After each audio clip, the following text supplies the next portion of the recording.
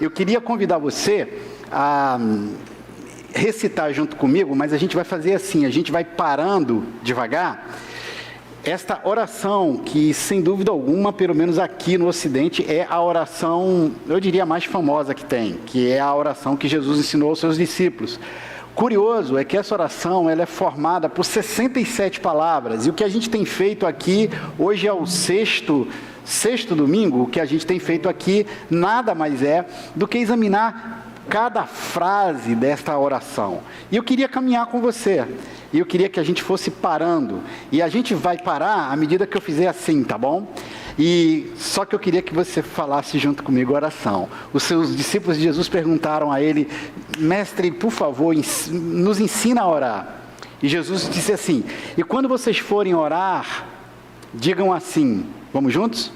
Pai nosso que estás nos céus. Para aí. Essa foi a primeira coisa que a gente viu aqui, a primeira frase que a gente analisou. O curioso é que nessa palavra aí, Pai Nosso, Pai a gente já conhece, é a única palavra que a gente tem em português, né? Pai.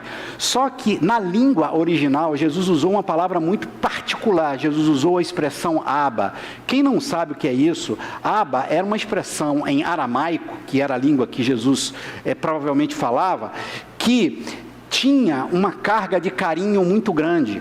Se nós fôssemos traduzir a palavra Abba para o português, uma tradução possível seria paizinho. Um sussurro de carinho e de amor tão intenso que tiraria a palavra pai de qualquer esquadro de formalidade. Quando Jesus disse assim, quando vocês forem orar, orem, Pai Nosso, quando ele usa a palavra Abba, ele arranca essa oração do contexto de formalidade, do contexto de você... Pai Nosso, de engrossar a voz, de tentar dar um tom mais grave, mais solene. Jesus, num certo sentido, faz uma erosão da solenidade nesse momento, introduz a intimidade, porque Jesus nos ensina a orar, Abba, Paizinho. Detalhe importante, muito importante, eu não posso fazer essa afirmação com 100% de certeza, mas o grau de probabilidade dela é altíssimo. Muito provavelmente, quando Jesus nos ensinou essa oração, em nenhum momento ele pensou no templo, em nenhum momento ele pensou num espaço formal de culto, numa igreja, com templo, com sacerdote. Essa oração, do jeito que ele nos ensinou, ela cabe muito mais no contexto da casa, no contexto doméstico, sentado à mesa, e o paizinho muito perto de você. Por isso que ele diz assim, Abba, nosso que estás nos céus. Será que agora a gente pode repetir com a palavra dele? Vamos juntos? Abba, nosso que estás nos céus. Daí, a oração continua dizendo, santificado seja o teu nome. Aí a gente parou exatamente aí, a gente viu o que é santificar o nome de Deus e nos encontramos com um primeiro nó nesta oração, que é o seguinte, o nome de Deus é santo em essência ou somos nós que o santificamos? Porque a oração está dizendo isso, né? Santificado seja o teu nome. Bem, se é santificado seja o teu nome, quer dizer que o nome de Deus não é santo, ou se o é, a gente precisa reafirmar sempre. E o que a gente viu nesse dia? A gente viu que quando Jesus nos ensina a dizer santificado seja o teu nome, era que a nossa vida é uma maneira de santificar o nome de Deus. Sabe aquele negócio quando o pai chega para o filho, que tem algum contexto religioso, e diz, filho, não use o nome de Deus em vão. São respostas rápidas que a gente muitas vezes dá a crianças. Enquanto ali estava sendo aqui batizada, o Davizinho chegou aqui para mim e falou assim, o que é aquela água? Como é que eu vou explicar? E aí ele disse, por que tem que botar água na cabeça dela? E aí a resposta rápida que você dá, uma resposta qualquer. Então a gente muitas vezes diz assim para o nosso filho pequeno, vai dizer assim, cuidado filho, não use o nome de Deus em vão. Só que santificar o nome de Deus é muito mais do que policiar os nossos lábios de dizer Deus à toa, tipo assim, vai com Deus, Deus te abençoe. Ainda que essas expressões sejam da boca para fora, santificado seja o teu nome, santificar o nome de Deus é muito mais do que evitar dizer o nome de Deus em qualquer circunstância. A santificação do nome de Deus acontece na nossa vida. É aquela ideia, sabe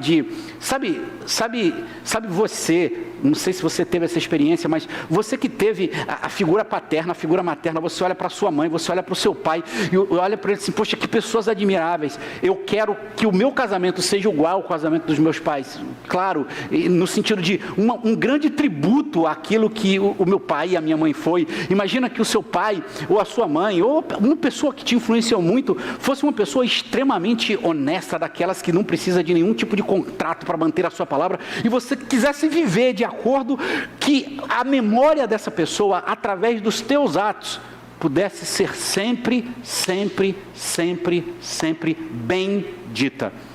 Sabe o que significa santificado seja o teu nome? É você apertar o elevador e o vizinho, vendo a maneira como você vive, diz assim, pô, esse cara não só fala de Deus. A vida desse cara, de alguma maneira, me diz que esse Deus dele é bom, é santo. Isso é santificar o nome de Deus. Não é só com a palavra, é sobretudo com a vida. Vamos lá. Abba nosso que estás no céu, santificado seja o teu nome. Qual é a próxima frase? Venha a nós o teu reino, seja feita a tua vontade, assim na terra como no céu. Quando a gente parou aí, eu expliquei que a gente tem no imaginário religioso a concepção de que céu é um lugar distante, que vai acontecer depois da morte, e que lá a gente vai ter auréolas, anjos e vai viver eternamente. Só tem, que eu quero dizer para mim, para você, relembrar para mim, para você, que céu é sobretudo a figura religiosa que a gente tem para descrever o mundo como ele deveria ser. Imagina uma coisa, imagina se na cidade do Rio de Janeiro, a partir de hoje, não tivesse mais nenhum tipo de violência. Imagina, nenhum tipo de violência, nenhuma violência doméstica, nenhum tipo de assédio moral no trabalho, nenhuma violência verbal, nenhum pai ou mãe cometendo qualquer violência com seus filhos, nenhum vizinho vivendo qualquer tipo de violência. Imagina por um segundo que na cidade do Rio de Janeiro, todas as pessoas se tratassem com profunda gentileza, com profundo amor, com profundo respeito. Imagina que na cidade do Rio de Janeiro a gente não tivesse nenhum tipo de corrupção, ninguém passando fome, ninguém morrendo. Imagina que na cidade do Rio de Janeiro os nossos hospitais nunca tivessem cheios por nada, por nenhum tipo de pandemia, por nenhum tipo de doença. Imagina por um segundo que, ainda que eu não te conhecesse, eu olhasse para você e não me sentisse ameaçado porque você me é um estranho, eu olhasse para você e pudesse te dar um abraço sabendo que você nunca me faria mal. Se a cidade do Rio de Janeiro fosse assim, eu queria te fazer uma pergunta: qual é o nome que você daria a ela? Portanto, o céu não é um lugar para onde a gente vai viver com a auréola, com o anjo. Céu é a maneira que a gente encontrou para descrever as coisas do jeito que elas deveriam ser. Por isso que Jesus diz: seja feita a tua vontade, assim na terra como no céu. Olha, Jesus faz uma fusão entre terra e céu, e Jesus não desiste da terra. Jesus não desiste da terra. Ele diz: eu queria que a terra se transformasse no céu. Eu queria que isso que a gente chama terra, nada mais, nada menos fosse do que céu. E aí tem uma coisa muito legal, porque aí a gente chegou na primeira parte da oração. Olha lá, a primeira parte. Estamos falando do Abba, estamos falando de santificar o nome dele, e estamos falando de fazer a vontade dele aqui na terra. Detalhe, sabe qual é o meu propósito na vida? Sabe para que eu existo? Sabe para que eu estou aqui hoje? Por favor, não confundam. Eu estou com camisa vermelha, calça preta, mas isso não tem nada a ver com um determinado time do reino do mal que vocês conhecem aí, que felizmente está numa fase um pouco melhor agora. Infelizmente, eu diria, para o reino de Deus. Mas não tem nada a ver, as cores são absolutamente neutras. Mas sabe qual é o propósito da minha vida? Sabe para que eu existo? Eu existo por estar dentro desse grande plano intencional deste Abba que quer transformar a terra em céu. O meu trabalho como engenheiro, o meu trabalho como advogado, o meu trabalho como pastor, o meu trabalho como professor, o meu trabalho como médico, a minha vida, o meu casamento, o meu dinheiro, o meu esforço, a minha inteligência é para fazer desta terra céu. Eu não quero que essa terra se destrua. Eu não estou doido para que Jesus volte em nuvem e me leve e deixe quem ficou aqui, quem o rejeitou aqui. Eu não quero inferno, eu não quero que exista inferno. Eu quero que o céu aconteça aqui e agora, e que isso dure para sempre.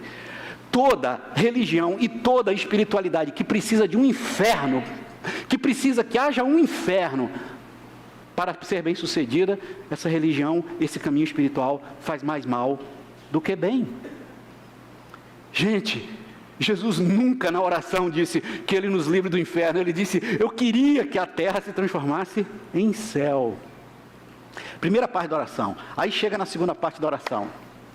Ele diz, o pão nosso de cada dia nos dai hoje. Jesus foi demais porque Ele não admite que a gente ore da seguinte maneira. Deus, muito obrigado pelo meu pão. Eu até vou arriscar uma coisa. Eu acho que Deus não reconhece essa oração. Muito obrigado pelo meu dinheiro.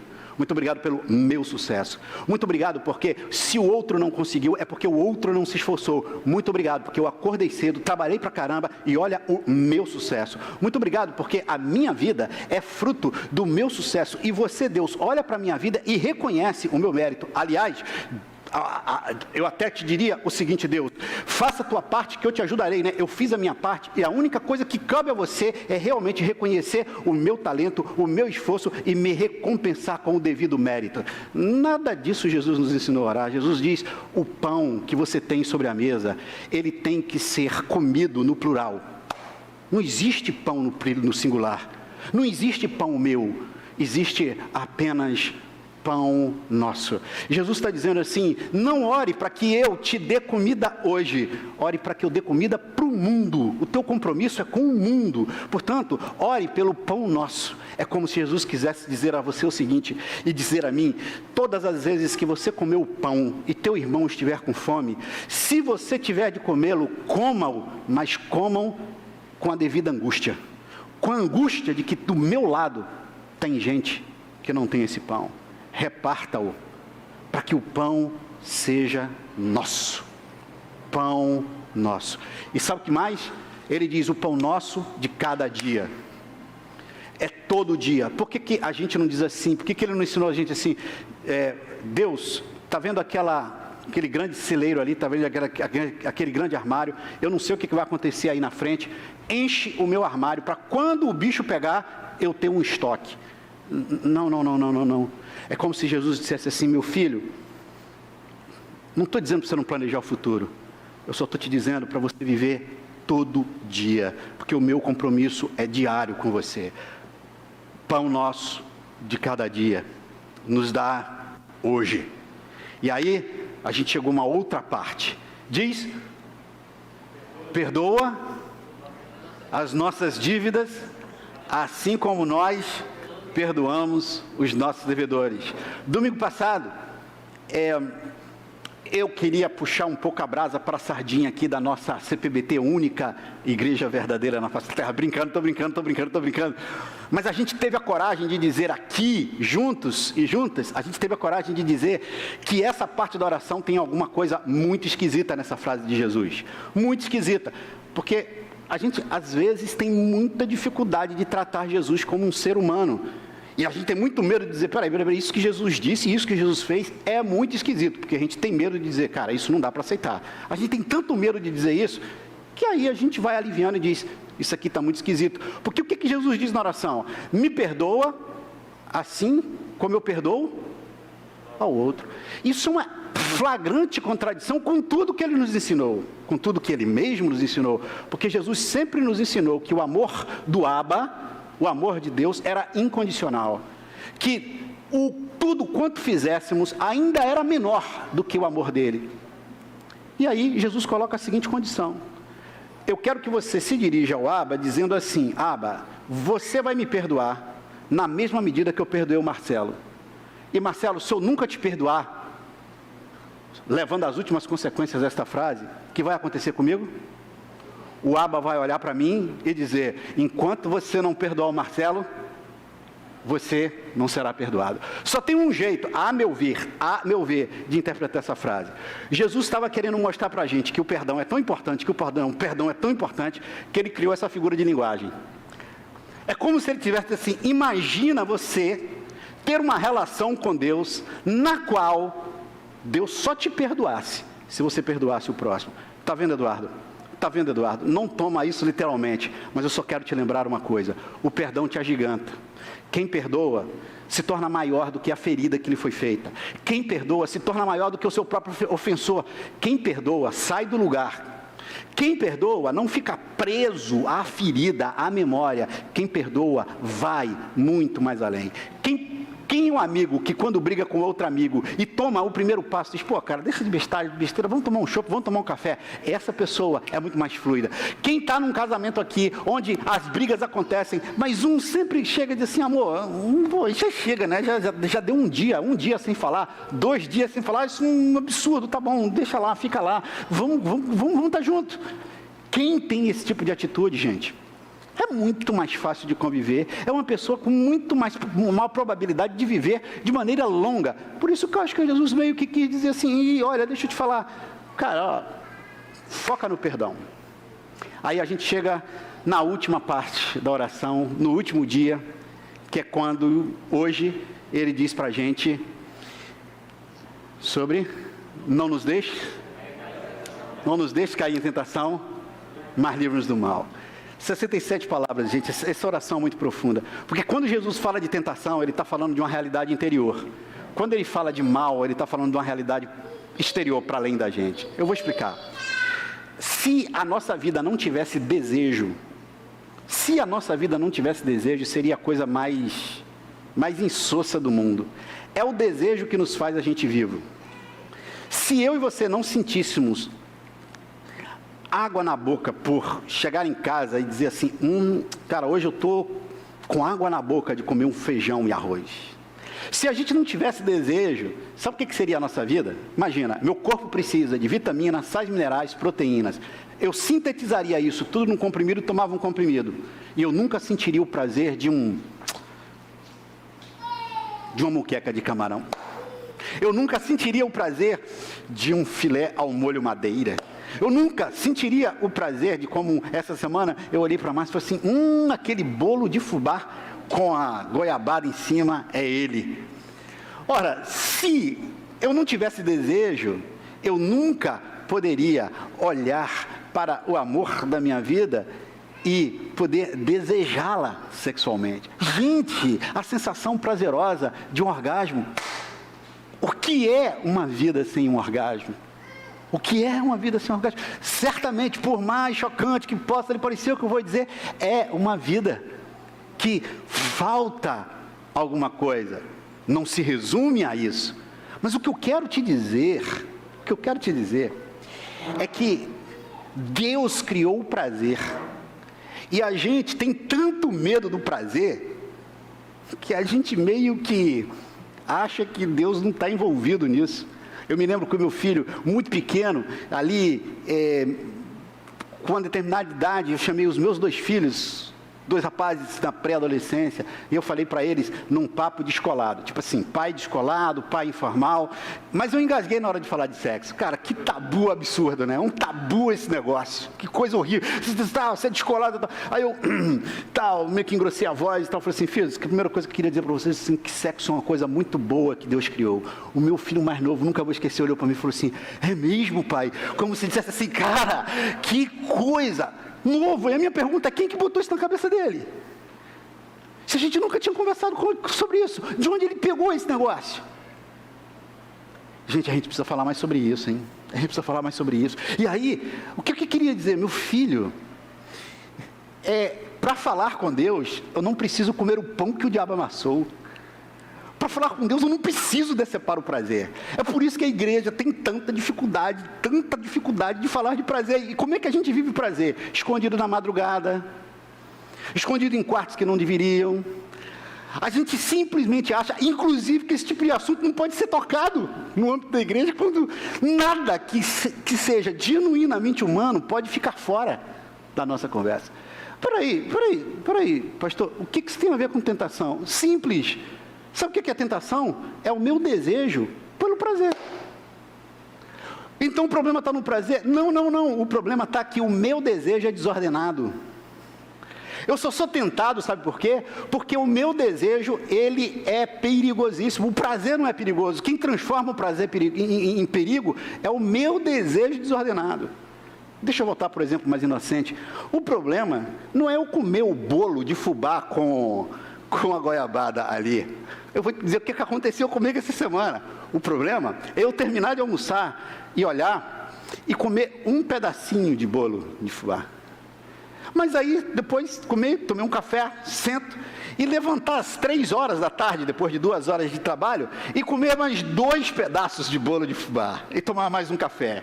E quando deu 6, eu comi mais 3 pedaços de bolo de fubá, e tomei mais um café. O problema não é o bolo de fubá, o problema não é o café, o problema é o meu desejo desordenado. Eu quero dizer um negócio para você. Sabe o que é tentação? Posso dizer o que é tentação? Tentação é eu desejo uma coisa que vai me dar prazer sensorial, prazer corporal, o que você quiser. Sexo com alguém que realmente te chama atenção, comida, o que você puder imaginar de prazer sensorial, o teu desejo, o meu desejo está aí, ó, o tempo todo, o tempo todo, o tempo todo. E aí, o que acontece? Eu quero, no meu desejo desordenado, comer bolo, eu quero ter outros e quaisquer prazeres na vida, e eu não quero ter nenhuma consequência negativa por isso. Essa é a grande ilusão do meu desejo desordenado. Sabe o que é? Eu quero comer bolo de fubá, mas eu não quero que as minhas artérias possam ser entupidas. Dá para fechar essa equação? Eu quero comer açúcar, mas não quero ter nenhum tipo de efeito colateral do açúcar. Dá para fechar essa equação? Qual é a grande ilusão do meu desejo ordenado? De que eu vou ter prazer e não vou ter... Qual é o oposto do prazer? Qual é o oposto do prazer? Será que alguém pode me ajudar? Qual é o oposto do prazer? Começa com D e termina com O. Desgozo é o oposto do prazer, esse é um. E qual é um oposto, Pati, mais duro ainda do prazer? Dor. Eu quero fazer tudo para evitar a dor. E eu só falei de prazer corporal. Não. E os prazeres emocionais? Eu quero ser admirado, gente.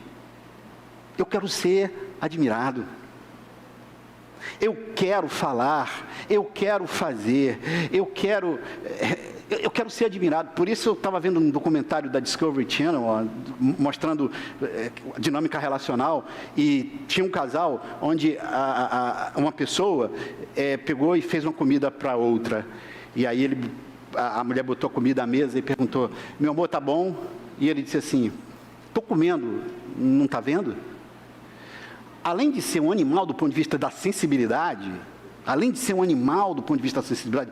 isso com respeito aos animais, essa figura não consegue entender que muitas vezes tudo que eu quero numa relação é o mais elementar.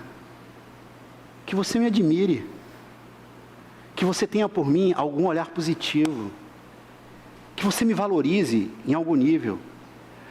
Esse prazer, que é tão legítimo quanto querer ter prazer ao comer um bolo de fubá, esse desejo a esse prazer é legítimo, mas ele desordenado pode me levar a uma relação abusiva. Eu posso ficar dentro de uma relação abusiva, seja de amizade, seja de pai e filho, seja de marido e mulher, simplesmente pelo meu enorme desejo de querer ter o elementar do prazer numa relação emocional. Sabe o que é? Ser admirado, ser querido, ser visto.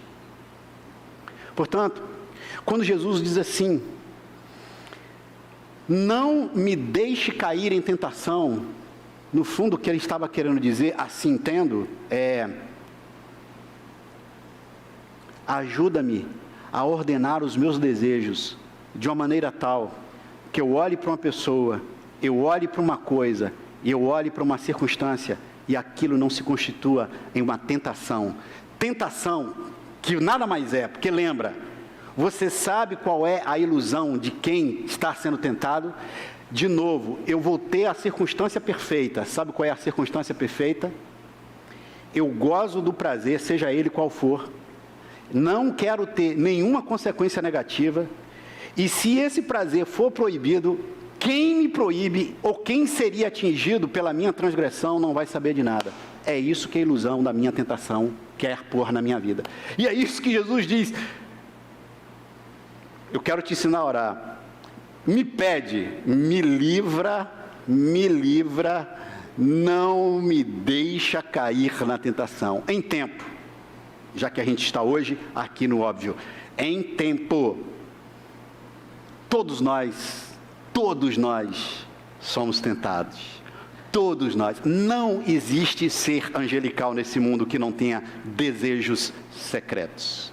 Não existe. Você pode pensar, uma pessoa mais angelical do mundo, uma pessoa mais santa do mundo, posso te dizer, se ela tivesse liberdade em si, dentro de si mesma e fora de si mesma, para dizer dos seus desejos, você se chocaria com essa pessoa mais angelical da face da terra. Todos nós somos tentados, porque todos temos desejos desordenados. Todos nós somos tentados. E Jesus nos ajuda a dizer, não me deixe cair em tentação. E aí ele completa, e por favor, me livra do mal. Que é uma lógica que eu diria assim, impecável. Se eu não cair em tentação, automaticamente o mal não acontecerá. O mal se dá quando eu atravesso linhas que eu não deveria atravessar. Gente, não existe nenhum tipo de vida saudável sem um nível de limitação. Limites, ordenação do desejo, algum tipo de ascese é negação. Não existe nenhum tipo de caminho que seja saudável, onde eu seja no centro, todos os meus desejos sejam realizados e tudo, absolutamente tudo, gire em torno do meu gozo e do meu prazer. Sabe quem é que pensa assim? Sabe quem é que sonha com esse mundo? Uma figura que na Bíblia é descrita como o Satã, o Diabolos, o antideus. Porque aqui eu termino. E eu termino dizendo uma coisa que talvez eu não seja capaz de explicar. E eu não sei se você vai entender, ou vamos checar. Você pode imaginar o que é que Deus sente quando um filho seu se perde? Imagina, se Deus nos ama a todos, e se eu me perco de Deus, seja lá o que significa essa perdição, se eu me perco de Deus, o que você acha que Deus sente? Algo do tipo, é isso aí, tá vendo? Eu te avisei, meu irmão. Te avisei. Te avisei ou não te avisei? Lembra que Paulo diz assim, o amor não se alegra com injustiça. O amor nunca vai se alegrar com o fato de dizer assim, pô, eu avisei, deu errado, tá vendo aí? O amor sempre vai chorar, porque o seu amado se perdeu de mim. Ora, se nem Deus está livre da frustração de perder, se nem Deus está livre da dor, por que eu vou pretender ter uma existência sem dor? Essa é a grande falácia que esse ser antidivino quer vender para a gente. Jesus nos ensina, por favor, não me deixe cair em tentação. Por outras palavras, me ajuda a ordenar o meu desejo, me dá força. Não é para expelir o desejo, porque eu vou morrer desejando, é simplesmente saber dizer não a ele. Me ajuda a dizer não. E me livra do mal. A oração termina aqui, porque tem uma última frase, né? Teu reino, o poder e a glória para sempre, eu não vou chegar aí. Quero parar aqui. Só quero dizer o seguinte, e se eu passar? E se eu transgredir? E se a minha tentação me levar para o mal? Eu tenho um conselho para todos nós. Começa a oração do início de novo. Abba nosso, que estás nos céus, santificado seja o teu nome. Venha a nós o teu reino. Seja feita a tua vontade, assim na terra como nos céus. O pão nosso de cada dia nos dá hoje. E não me deixe cair em tentação, e me livra do mal. E todas as vezes que eu passar do limite, começa sempre e sempre e sempre de novo. Senhoras e senhores, 67 palavras que podem mudar a nossa vida. Feche os teus olhos por um instante.